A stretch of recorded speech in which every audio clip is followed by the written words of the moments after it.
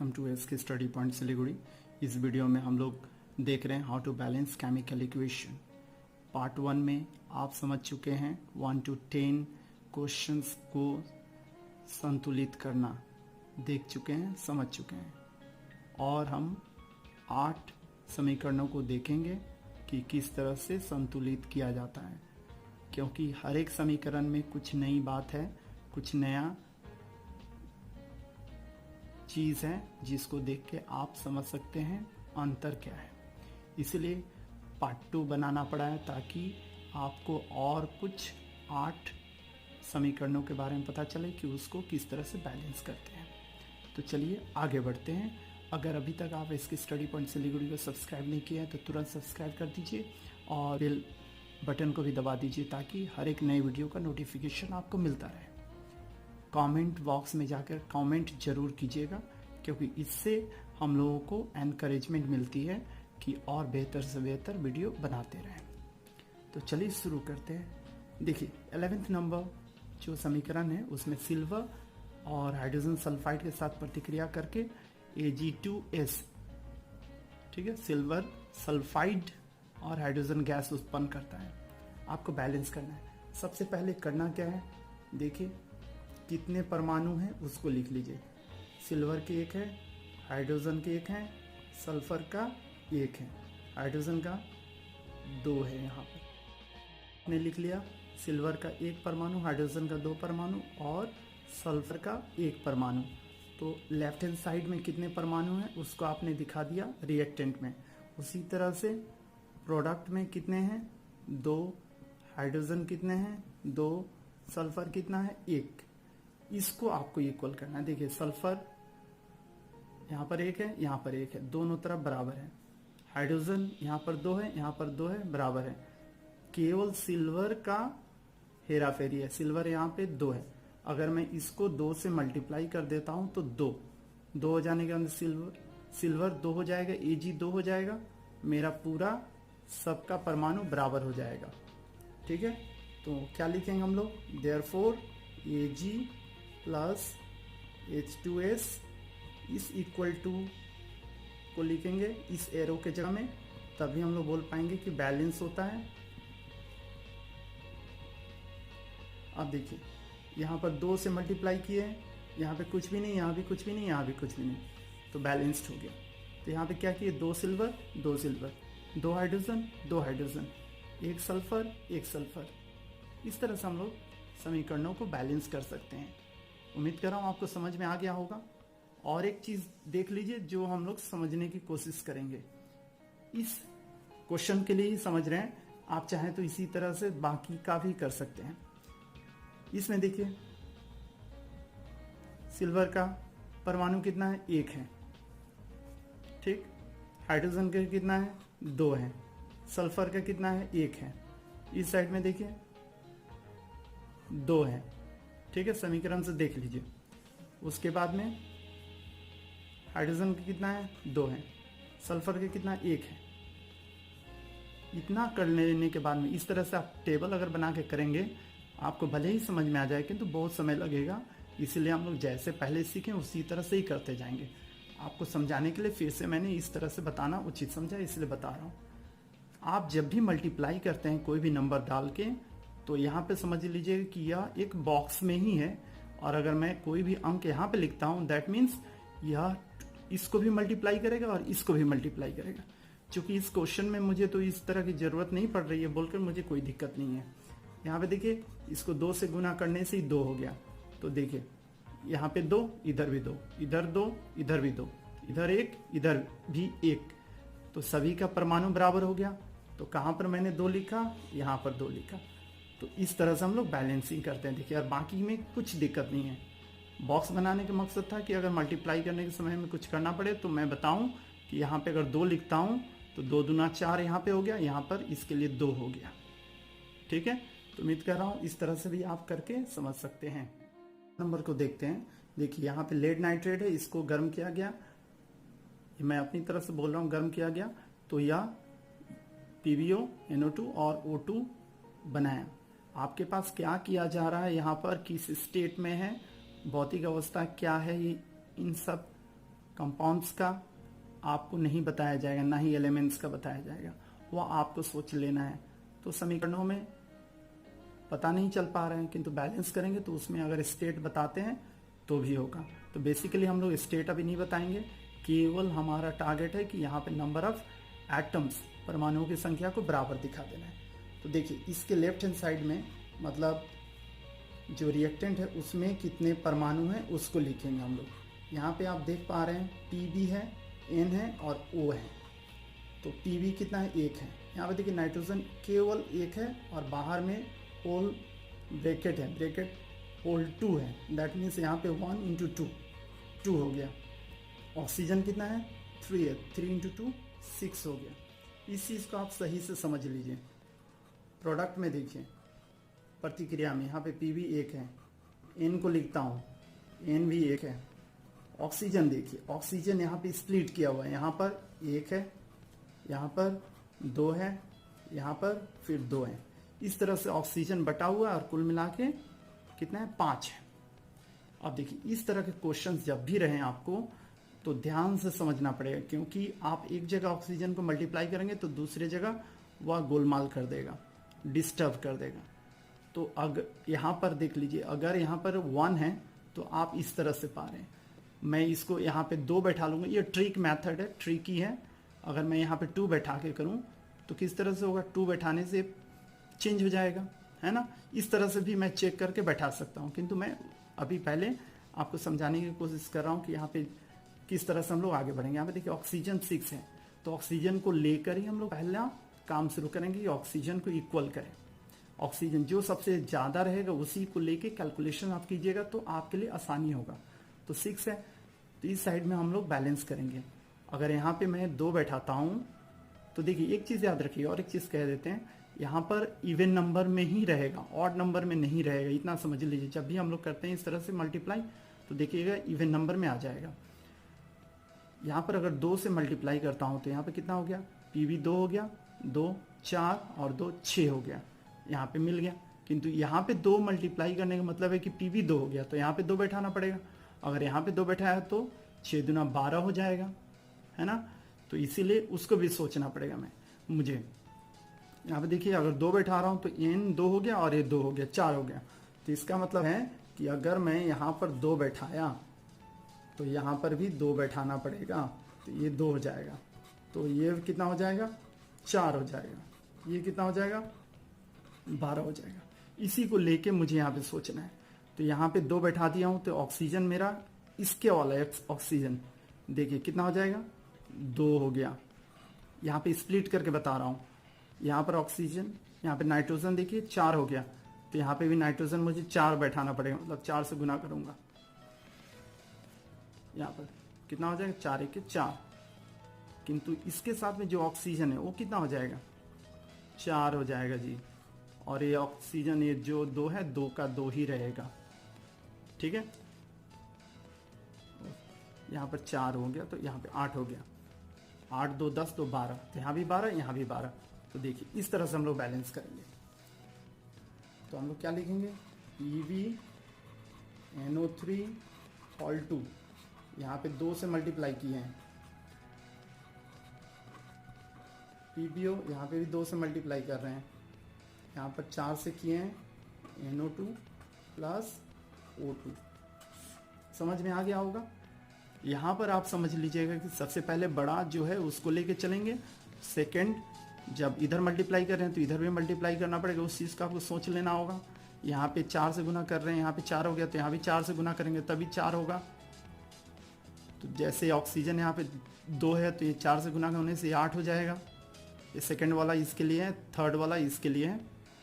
इस तरह से हम लोग स्प्लिट करके देखें, लिखें। आप एकदम ध्यान से बार बार प्रैक्टिस कीजिएगा तो बैलेंसिंग बहुत ही आसान है, आप आसानी से कर पाएंगे। देखिए आपके पास CaCO3 संगमरमर कैल्शियम कार्बोनेट को गर्म कर रहे हैं, तो आप जानते हैं कि ये कैल्शियम ऑक्साइड और ऑक्सीजन में टूट जाता है, कार्बन डाइऑक्साइड में टूट जाता है। तो यहाँ पे कितना है, Ca 1 है, कार्बन कितना है 1 है, ऑक्सीजन कितना है, इस साइड में देख लीजिए। यहाँ पर देखिए Ca कितना है 1 है, ऑक्सीजन कितना है 2 और 1 3 है, और C कितना है 1 है। तो देखिए दोनों सारा चीज बैलेंस्ड है। देखिए यहाँ पे कार्बन का एक परमाणु, इस साइड में भी एक परमाणु, ऑक्सीजन का 3 परमाणु, इधर भी 3 परमाणु। देखिए 1 और 2 मिलकर 3। कैल्शियम का एक परमाणु, इधर भी एक परमाणु। इसका मतलब यह समीकरण केवल एरो को हटाकर हम लोग इक्वल टू लिख देते हैं, तो यह समीकरण क्या हो गया? बैलेंस्ड हो गया। देखिए बैलेंस्ड हो गया। आगे बढ़ते हैं। यह देखिए, यह तनु सल्फ्यूरिक एसिड उसके साथ जिंक प्रतिक्रिया कर रहा है, तो ZnSO4 और H2 बना रहा है।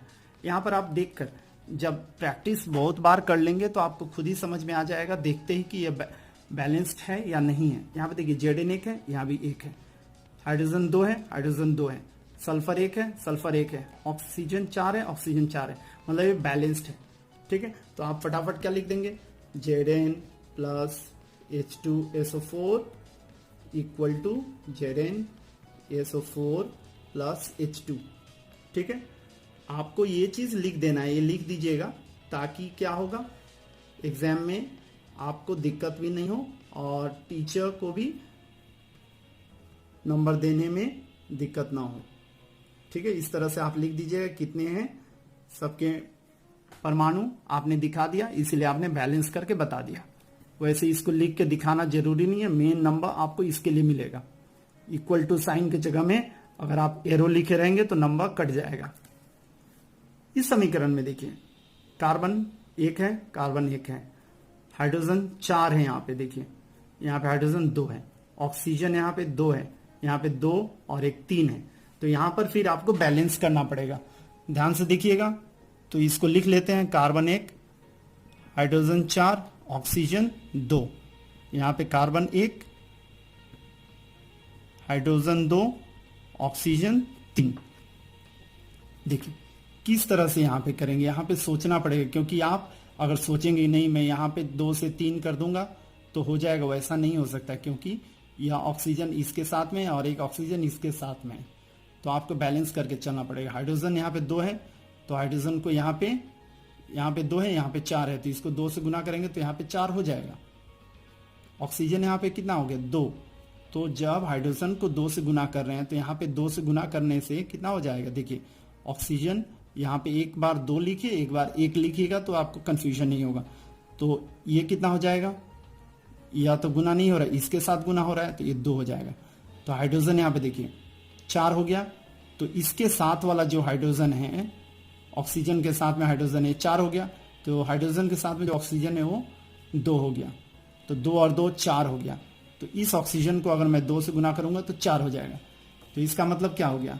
CH4 plus O2 equal to CO2 plus H2O। यहाँ पे 2 से गुना किए और इसको भी 2 से गुना किया। देखिए कार्बन 1, कार्बन 1, हाइड्रोजन 4, 2 2 4, ऑक्सीजन 2 2 4, यहाँ पे 2 और यहाँ पे ये 2 को गुना किया 1 तो 2 और 2 मिलकर 4 हो गया। तो इस तरह से हम लोग अलग अलग करके बैलेंस कर सकते हैं। अगर आप जोड़ कर ही यहाँ पे करेंगे तब देखिए ऑक्सीजन में आप कंफ्यूज हो जाएंगे और आगे नहीं बढ़ पाएंगे। इस चीज को आप याद करके रखिएगा, इस पॉइंट को एकदम दिमाग में बैठा कर रखना है। आगे बढ़ते हैं। आपके पास है KClO3, इसको भी गर्म किया जाता है तो KCl और O2 में बदल जाता है ऑक्सीजन गैस के निर्माण में। यहाँ पे देखिए Cl1 है, ऑक्सीजन 3 है, यहाँ पे K कितना है? 1 है, Cl1 है, ऑक्सीजन 2 है। तब देखिए ऑक्सीजन को बैलेंस करने के लिए क्या करेंगे? 2 3 6, तो यहाँ पे 3 से गुना कर देंगे, 6 हो गया। बहुत ही आसान है देखिए, इसीलिए आपको लॉसा दिमाग में रखना होगा कि 3 है तो यहाँ पे 2 है, तो 2 3 6 ही होगा, तो 6 ही ला सकते हैं गुना करने के बाद। तो हम लोग क्या करेंगे? KClO3, ठीक है। तो यहां पर जब गुना किए हैं इसको, तो इस पूरे को गुना करना पड़ेगा। देखिए 2 से, तो यहां भी 2 हो जाएगा, क्योंकि O इस पूरे के साथ में है, तो यहां भी 2 हो गया। तो इसका मतलब है कि इसको भी 2 से गुना करना पड़ेगा। देखिए ठीक है, इस चीज को समझ लेना है आपको। तो यहाँ पे 2 से गुना किए तो कितना हो गया? 2 KClO प्लस 3 O2। देखिए इसको 3 से गुना किए थे इसलिए 3 आ गया यहाँ पे, इसको 2 से गुना किए थे इसलिए 2 2 आ गया इनके पहले। यहाँ पे देखिए 2 इसको गुना किए थे इसलिए 2 सबके साथ में आ गया। यहाँ पे देखिए पोटेशियम के कितना है, 1 है। आयोडीन कितना है, 1 है। Cl कितना है, 1। इस साइड में भी देखिए K1, I कितना 2, Cl कितना 1।